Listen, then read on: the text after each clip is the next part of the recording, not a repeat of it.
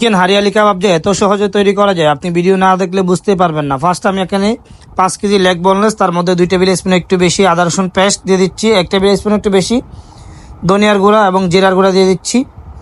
এখন দিয়ে দিচ্ছি সাদা গোলমরিচের গুঁড়া 1/2 টেবিল স্পুন পরিমাণ, আদা পাউডার দিয়ে দিচ্ছি, রসুন পাউডার দিয়ে দিচ্ছি, আদা রসুন পাউডার এখানে 1 টেবিল স্পুন পরিমাণ হবে।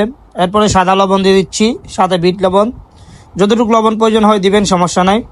এলাচি পাউডার, এরপর দিয়ে দিচ্ছি মিক্স গরম মশলা পরিমাণটা একটু বেশি দিতে হবে। এখন 3 টেবিল স্পুন কাঁচা মরিচ ব্লেন্ড করে দিয়ে দিচ্ছি, 5 টেবিল স্পুন পরিমাণ এখানে দিয়ে দিচ্ছি কাজু বাদাম পেস্ট, আর 5 টেবিল স্পুন পরিমাণ দিয়ে দিচ্ছি টক দই।